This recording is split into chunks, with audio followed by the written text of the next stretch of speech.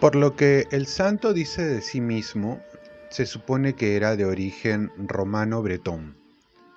Su padre, Calpurnio, era diácono y oficial del ejército romano. Su madre era familia de San Martín de Tours. Su abuelo había sido sacerdote, ya que en aquellos tiempos no se había impuesto aún la ley del celibato sacerdotal en todo Occidente. Se afirma que fue alrededor del año 403, a la edad de 16 años, que cayó prisionero de piratas junto con otros jóvenes para ser vendido como esclavo a un pagano del norte de Irlanda llamado Milcho. Lo sirvió cuidando ovejas, trató de huir varias veces sin éxito.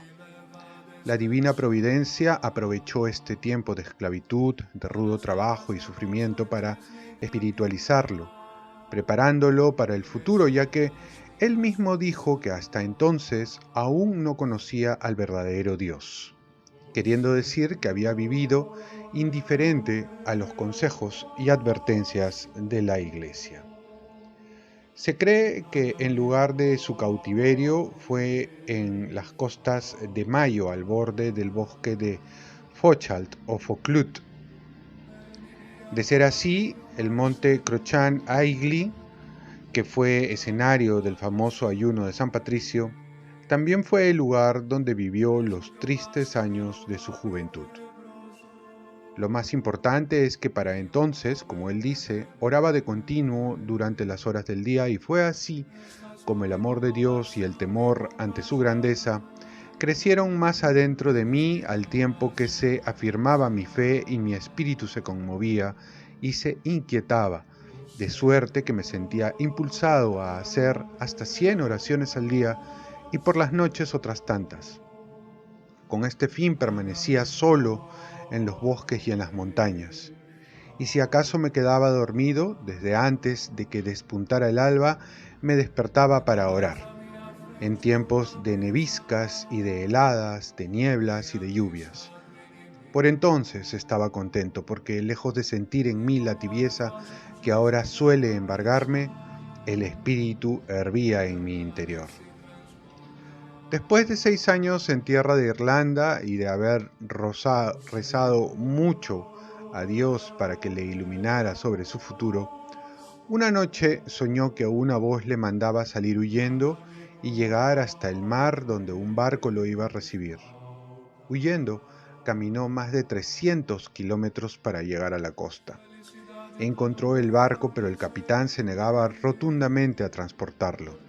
Sus reiteradas peticiones para que le dejasen viajar gratis fueron siempre rechazadas, hasta que al fin, después de mucho orar con fervor, el capitán accedió a llevarlo hasta Francia. La travesía fue aventurada y peligrosa. Después de 3 días de tormenta en el mar, tocaron tierra en un lugar deshabitado de la costa, caminaron un mes sin encontrar a nadie y hasta las provisiones se agotaron. Patricio narra esa aventura diciendo: llegó el día en que el capitán de la nave, angustiado por nuestra situación, me instaba a pedir el auxilio del cielo. ¿Cómo es que nos sucede esto, cristiano? Dijiste que tu Dios era grande y todopoderoso. ¿Por qué entonces no le diriges una plegaria por nosotros que estamos amenazados de morir por hambre?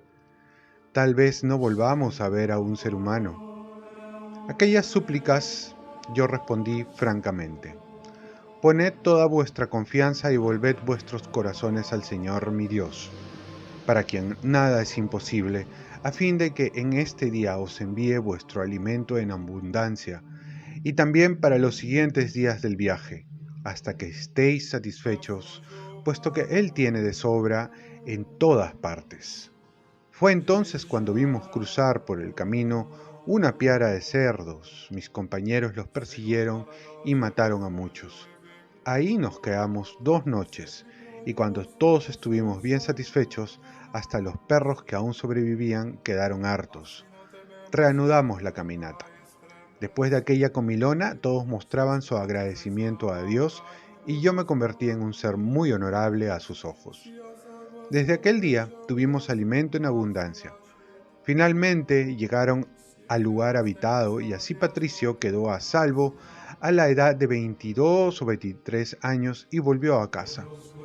Con el tiempo, durante las vigilias de Patricio en los campos se reanudaron las visiones y a menudo oía las voces de los que moran más allá del bosque de Foclut, más allá del mar del oeste, y así gritaban, todas al mismo tiempo, como si salieran de una sola boca estas palabras. Clamamos a ti, oh joven lleno de virtudes, para que vengas entre nosotros nuevamente. Eternas gracias deben dársele a Dios, agrega, porque a cabo de algunos años el Señor les concedió aquello por lo que clamaban. No hay ninguna certeza respecto al orden de los acontecimientos que se produjeron desde entonces. Los primeros biógrafos del santo dicen que Patricio pasó varios años en Francia antes de realizar su trabajo de evangelización en Irlanda. Existen pruebas firmes de que pasó unos 3 años en la isla de Lerins, frente a Cannes, y después se radicó en Auxerre durante 15 años. También hay sólidas evidencias de que tenía buenas relaciones personales con el obispo Saint-Germain d'Auxerre. Durante este tiempo le ordenaron sacerdote. Algunos historiadores sostienen que en esta época hizo un viaje a Roma y que el Papa Celestino I fue quien le envió a Irlanda con una misión especial, ya que su primer enviado, Palladio, nunca logró cumplir porque a los 12 meses de haber partido murió en el norte de Britania. Para realizar esa misión encomendada por el pontífice, San Germán de Auxerre consagró obispo a Patricio. Puesto que dependemos de datos confusos, legendarios y muchas veces contradictorios de sus primeros biógrafos, es materialmente imposible obtener detalles del heroico trabajo en las tierras donde había estado cautivo. La tradición afirma que trabajó en el norte en la región de Slemish, que dicen fue la misma donde Patricio cuidaba el ganado y oraba a Dios cuando era un joven esclavo. Una anécdota que antiguamente la tenía por auténtica en Irlanda relata que cuando el amo se enteró del regreso de Patricio, convertido en venerado predicador, se puso tan furioso que prendió fuego a su propia casa, pereciendo en medio de las llamas.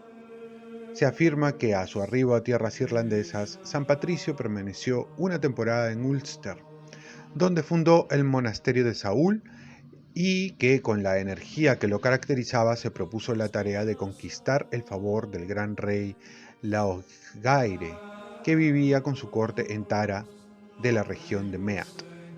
Utilizaba un lenguaje sencillo al evangelizar, por ejemplo, para explicarles acerca de la Santísima Trinidad, les presentaba la hoja del trébol diciéndoles que así como esas 3 hojitas forman una verdadera hoja, así las 3 personas divinas, Padre, Hijo y Espíritu Santo, forman un solo Dios verdadero. Todos lo escuchaban con gusto porque el pueblo lo que deseaba era entender.